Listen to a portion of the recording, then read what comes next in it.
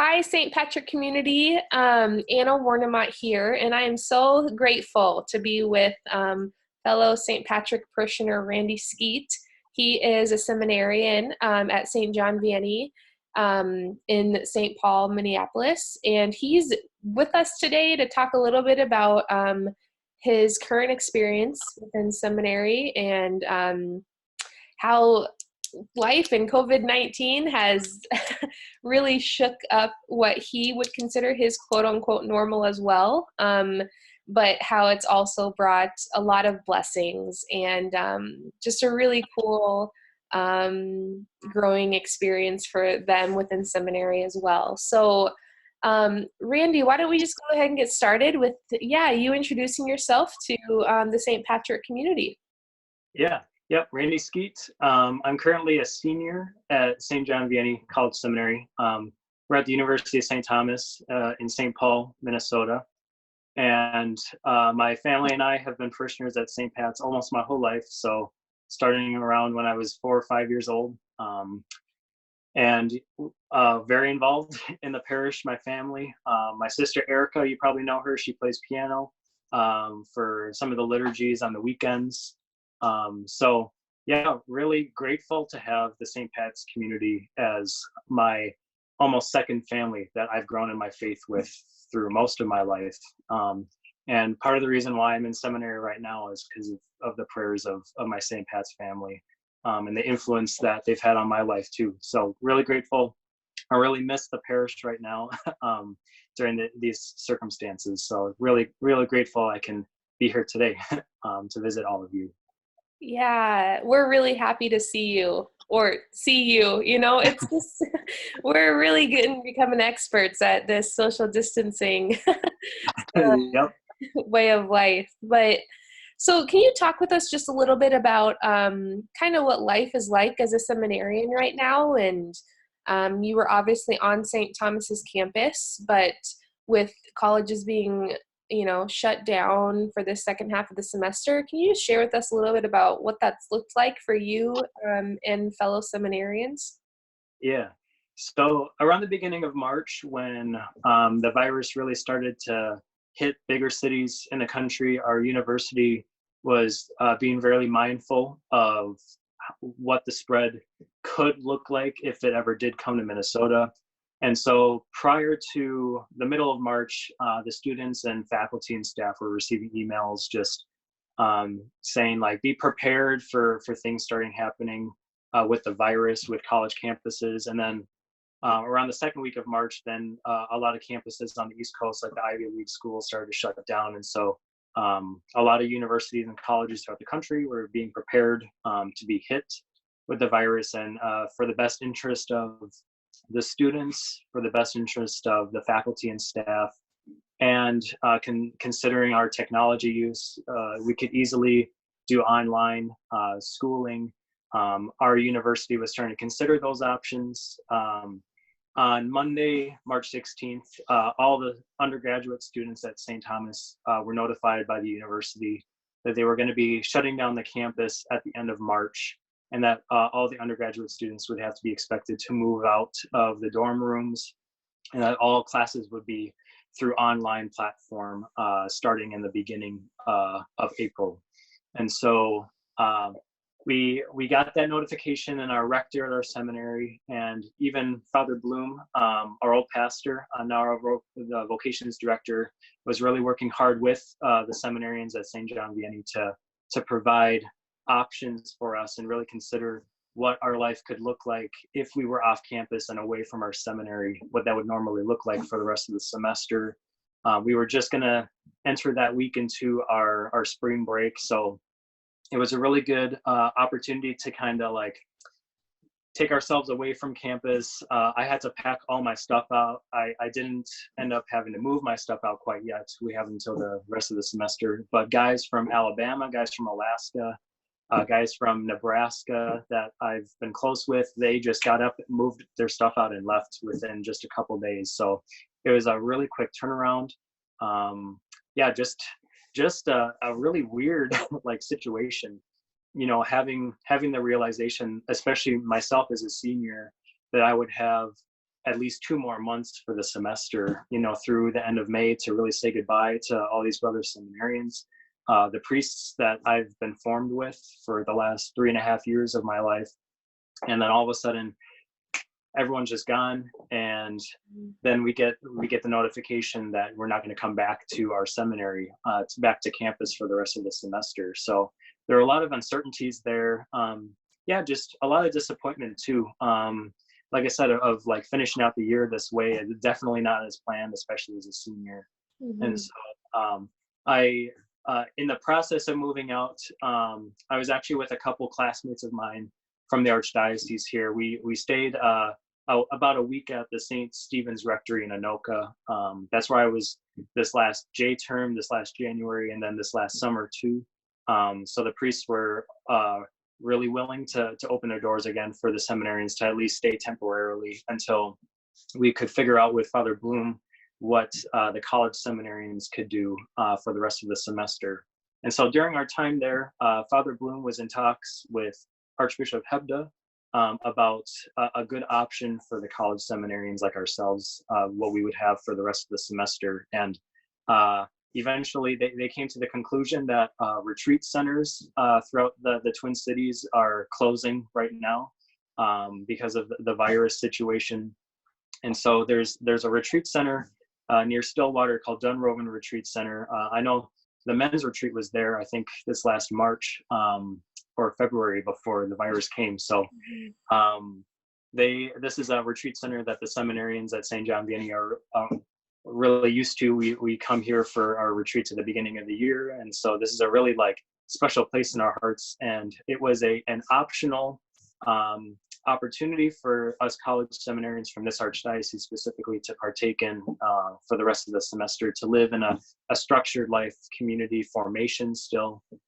So ultimately, myself and 12 other seminarians from my college seminary from the archdiocese opted for this for pretty much through April, probably till the beginning of May is when we'll be here at Dunroven. So we've been here for about 3 weeks now, and certainly different still from what our life would be like at St. John Vianney back at our seminary. But it's an incredible blessing to have 2 of our priests from the seminary here with us to offer Mass every day. We still have our structured holy hour of adoration together, communal prayer. We prepare meals together. We have plenty of space for recreation on the grounds here at the retreat center. And of course, we're still taking our online classes through St. Thomas as well. So still a life of structure, but providing a little more freedom than what we would have back at SJV, back at St. Thomas, to continue the semester and really dive intentionally as a community together. So yeah.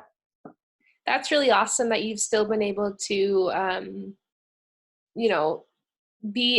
like you said, be in community and continue to have some sort of normalcy within your formation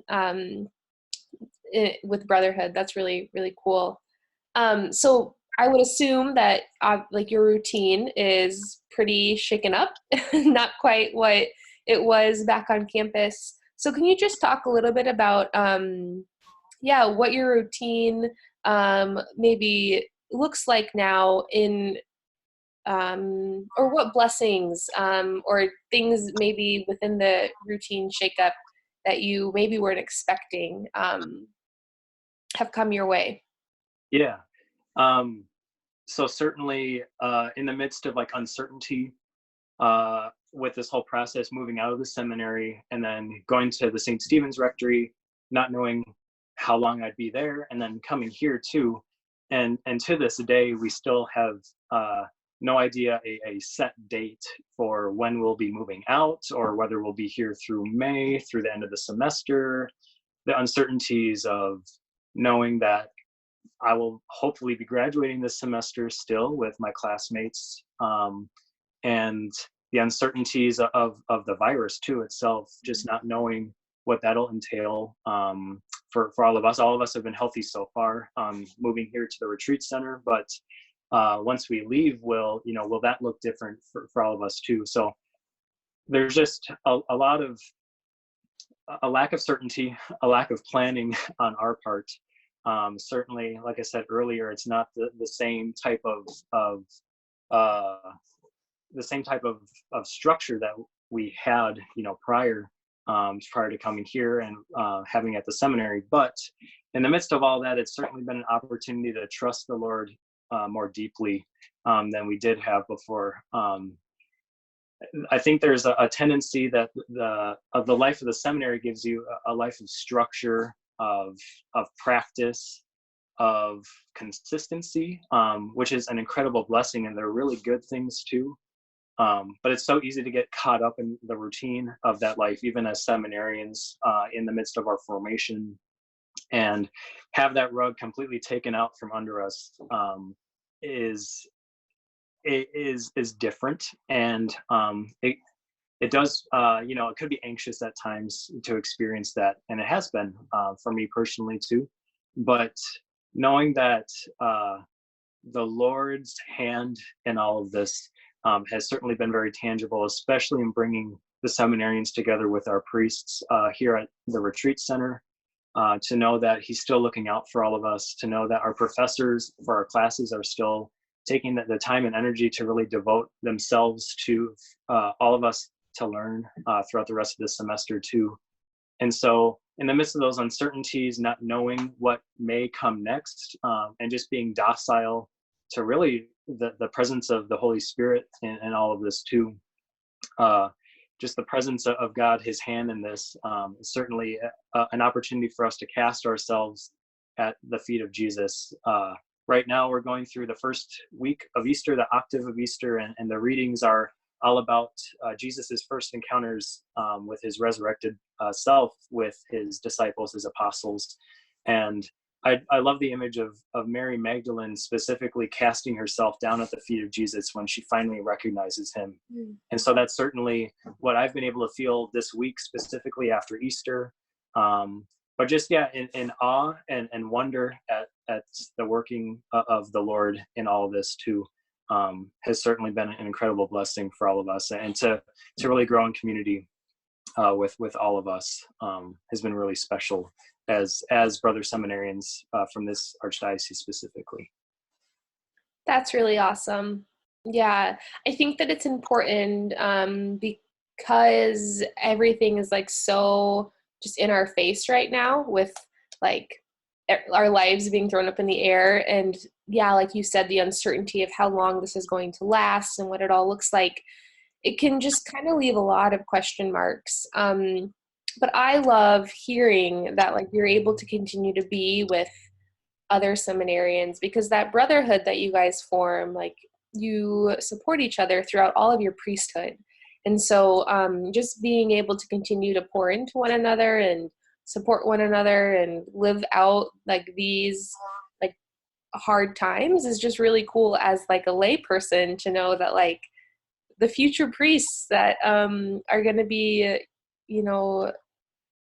the hands and feet of Jesus in a very real and tangible way, are growing stronger together. And I think that's something that's really hard for all of us to remember, but like there is goodness that's going to come out of this. Like you had mentioned the blessings right now, but then there'll be blessings later, and we might never really be able to identify them or know when they're going to happen or what they're going to look like, by holding on to the hope and the truth of all of that.